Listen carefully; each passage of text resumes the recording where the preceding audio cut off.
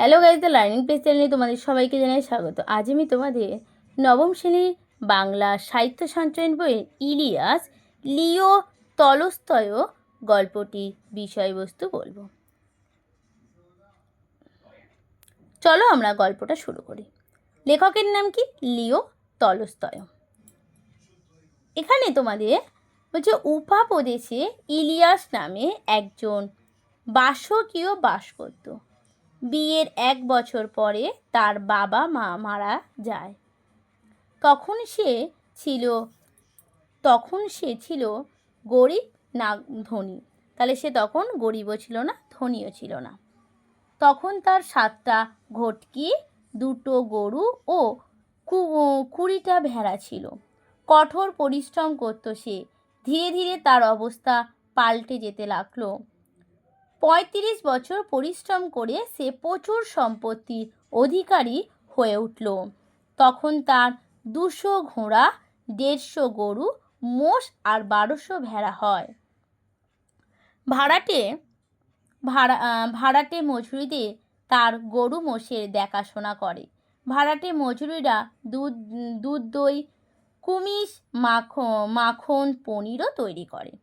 ইলিয়াসের এই প্রতিপত্তি তার প্রতিবেশীরা ঈষৎ কাতর হয়ে ওঠে। বহু অতিথি তার বাড়িতে আশ্রয় নয়। ইলিয়াসে তাদের আতিথেয়তা ত্রুটি করে না। ইলিয়াসের 2 ছেলে ও 1টি মেয়ে। সবার বিয়ে হয়ে যায়। বড়লোক হবার সঙ্গে সঙ্গে তার ছেলেরা আয়েশি হয়ে ওঠে। বড় ছেলেটি মারামারিতে জড়িয়ে পড়ে এবং মারা যায়। ছোট ছেলেটি বাবার কথা অমান্য করতে থাকে, বলে ইলিয়াস তাকে তাড়িয়ে দেয়। তবে তাকে যে একটি বাড়ি ও কিছু গরু ঘোড়া দেয়। ফলে তার সম্পত্তিতে টান পড়ে। সঙ্গে সঙ্গে ঘটতে থাকা একের পর এক বিপর্যয়। মড়কে বহু ভেড়া মারা যায়। দুর্ভিক্ষে, খড়ের অভাবে শীতকালে বহু গরু মোষ না খেয়ে মরে যায়। এরপর কিরবিজ দস্যুরা তার ভালো ঘোড়াগুলো চুরি করে নিয়ে যায়। ক্রমে অবস্থা পড়তে থাকে ইলিয়াসে। শরীরের জোরও কমে যায়। 70 বছর বয়সে এসে সে সর্বহারা হয়ে যায়। প্রতিবেশী মহম্মদ শাহ সর্বহারা ইলিয়াসের দিকে সাহায্যের হাত বাড়িয়ে দেন। তিনি তাকে নিজের বাড়িতে আশ্রয় দেয় ও খাবার পরার ব্যবস্থা করেন। বিনিময়ে সাধ্যমতন ইলিয়াসকে গরু মোষের দেখাশোনা ও তরমজুদের খেতে কাজ করতে হয় এবং তার স্ত্রী সেমাগিকে ঘটকিগুলো দহন করে কুমিজ তৈরি করার দায়িত্ব দেওয়া হয়। প্রথমে খুব কষ্ট হলেও ধীরে ধীরে ইলিয়াস ও তার পত্নীর অবস্থার সঙ্গে মানিয়ে নেয়। তাদের রেখে মোহাম্মদ সাহাও লাভ হয়, কারণ তারা অভিজ্ঞ।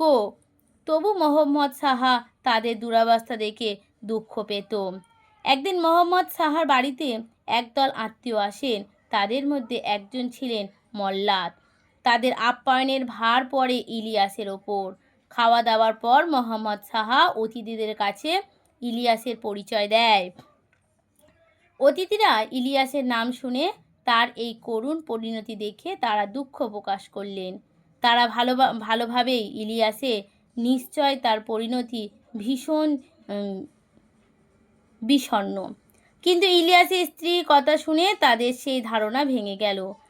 সেমাগি বক্তব্য, 50 বছর ধরে তারা একসঙ্গে আছে, কিন্তু সুখের সন্ধান পায়নি। অথচ সব হারিয়ে ভাড়াটে মজুরির মতন প্রতিবেশীর বাড়িতে আশ্রিত হয়ে তারা খুঁজে পেয়েছে সুখের ঠিকানা। তখন তাদের সম্পত্তি ছিল, কিন্তু শান্তি ছিল না। নানা রকমের দুশ্চিন্তা, রাতে ঘুম পর্যন্ত হতো না। অথচ এখন তারা ঈশ্বরের কথা ভাবার সময় পায়। অতিথির এই কথা শুনে হেসে উঠলেন ইলিয়াস। তাদের মানুষের জীবনের প্রকৃত তাৎপর্য যে সত্যানুসন্ধান, সে কথা বলে। মোল্লা সাহেবের এই কথা সমর্থন করে। তোমাদের এটা ছিল ইলিয়াসের বিষয়বস্তু। আজ তোমাদের এই পর্যন্ত। পরের দিন আমি পরের ভিডিও নিয়ে চলে আসবো। যদি তোমাদের ভিডিওটা ভালো লেগে থাকে আগে সাবস্ক্রাইব, লাইক আর কমেন্ট করে জানাবে কেমন।